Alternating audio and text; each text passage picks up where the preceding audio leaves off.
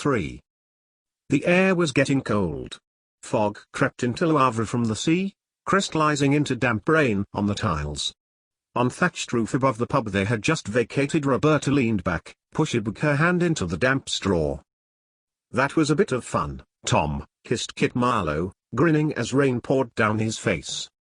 "You have a different sense of fun to me," Tom hissed back, watching the gang of men that Kit had, earlier that evening, double-crossed, rear around the streets on the lookout for them. It was getting dark and the coach to Dortmund would still not be at the square until the morning. It would be suicide attempting to go back to the inn where they had just eaten to claim the room she had paid for. But they couldn't just sit there. It might have been all right sitting up there on a dry night, but on a night like tonight it would be ludicrous, not to mention dangerous, to sit out in wet straw. There was nothing for it, she would have to climb down and find another place to stay. Tom stuck her hand further back into the sodden straw. Her hand closed around it, before her fingers struck something. She curled them round it, pulling out a brown Bess rifle. "That's where I left it," Kit exclaimed, laughing at Tom's expression. AMD held out her hand. "Where'd you get it?" Tom asked, giving it to her. "Won it. That man who got angry just now. It's mine, though." "I've no doubt," Tom nodded, before slipping down off the wet thatch and into the mud below. Next to her, the brown Bess fell, its owner joining it, splashing through the mud with it held high, Lila sort of rain dams. This boy trouble, Tom thought to herself as she considered what to next. She still had money. Another tavern then. Towards the river Tom began to stride. Alongside her, Kit walked too, the rifle shouldered with ease and an expectant look on her face. And, against her better judgment, Kit Marlowe came too. Around the next corner, as they strode together to the inn, a coach flew past, its weary horses being driven in by a furious Dutchman and a whip. Kit caught hold of Tom's collar and pulled her back. If she hadn't, Tom realized, she would have fallen under its wheels. "Thanks," she called to Kit over her shoulder. But the boy was scampering away from her, in the direction of the coach. Tom raced after him, not least because he seemed to have lifted the coin bag out of Tom's pocket. "Hey!" Tom shouted, tearing off over the cobbles after Kit. He rounded a corner. The wretch, thought Tom, racing after him. In hot pursuit, Roberta saw that Kit was ahead of her, but then he pulled up sharply, as a roar of inebriated Dutchmen came from the other direction. Kit knew it, Roberta reckoned, just as she did. These were the men who had caught up with Kit in the inn. It took a few seconds for them to realize who they had been abruptly confronted with, looking at the rifle, and then at him. But, by the time they had got themselves together to make after him, he'd gone, quick as a cat, slipping over a wall and then a rooftop, the rifle slung over his back. "Damn it!" Roberta cursed silently, as she turned on her heel, hoping that the men were not sober enough to associate her with Kit. As such, she walked briskly down the cobbles, her mind racing. Got to get to the inn, she thought, cursing Kit again, and then herself for allowing herself to pity the boy. While she had a good deal of money from her time in America, 50 guilders was a lot of money to have stolen. The men seemed to be picking up speed behind her. Were they following?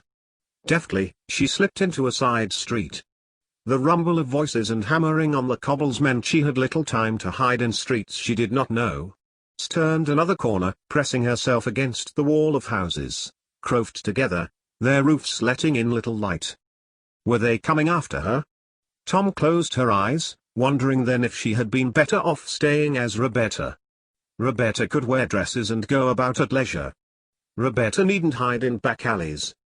Tom opened her eyes again, trying to gauge the sound, but it seemed distant now, like the sound of waves on a shore far away. Pressing her feet to the cobbles, she began to walk back out of the alley, but gasped at a sound behind her. Tom ran out of the alley, up the side street, dodging a woman who had stepped outside her front door to shake a tablecloth. A stream of angry words followed her, for she had caused the woman to drop the tablecloth. Tom turned back, looking apologetic.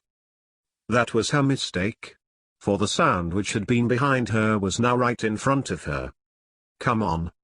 Kit's impish face was urging Tom onwards and grabbing at his shoulder. It took a moment of fighting with the person in front of her for Tom to realize who it was. "What?" Tom tried, staring at Kit, dumbstruck. "Over the roofs," Kit revealed, sebsing Tom's question. "We can get the coach tonight, Alf is back and he'll take us for the right price." Kit jangled the coin bag that Roberta had given up as stolen in front of her eyes. "Well, are you coming?" Tom raced along the cobbled main street, where she had lost him the first time, determined not to do so again. Along the main street, the coach had indeed stopped and Kit approached Alf, speaking furiously to him in, presumably, the Frisian that the boy had told Tom that was the coachman's tongue. "I've got us transport to Dortmund," Kit smiled, brightly, after a few minutes. "Just us, straight through the night. We'll be there by breakfast." He held open the carriage door. Kit took one of the silver pieces from the bag before handing the rest back to Tom. "Commission. As well as Danish, Norwegian, French, Swedish, Walloon, Welsh, Spanish, and German. I also speak perfect Flemish." Roberta felt herself staring at him. Who was this little spark of a boy who had, again, wormed his way into her company? In the damp smur of the evening the black Friesland horse harnessed to the coach stamped its hoof impatiently. "Come on, then, Kit," smiling, as if he had just done Tom the biggest favor in the world.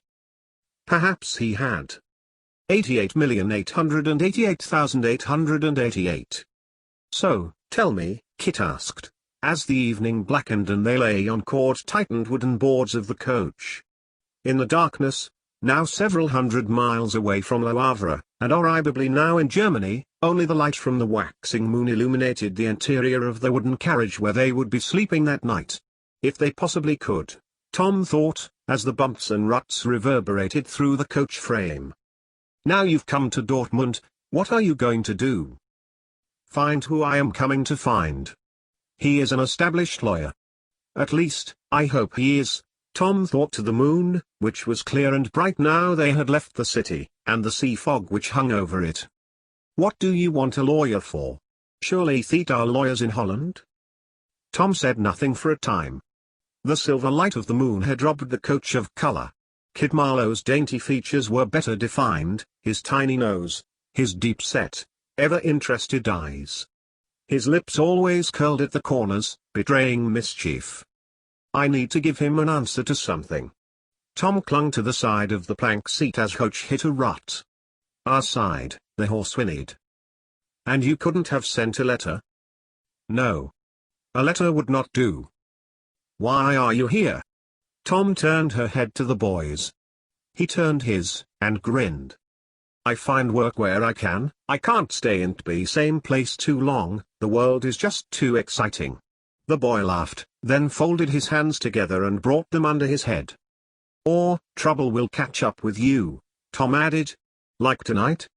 She saw him narrow his eyes, cross for a moment at being outdone. "And you have kindly employed me as your translator, thank you, Mr. Wright." "William Frederickson speaks perfect English," Tom retorted, turning her head away from the impudent youth. She focuses her eyes upwards, to the infinite darkness of the coach's roof. His mother was English, Tom knew, so Captain Frederickson could call himself British, too. And then, Tom realized that she was surprised that she knew very little else about him, this man who had asked her to marry him, other than his service in the Americas.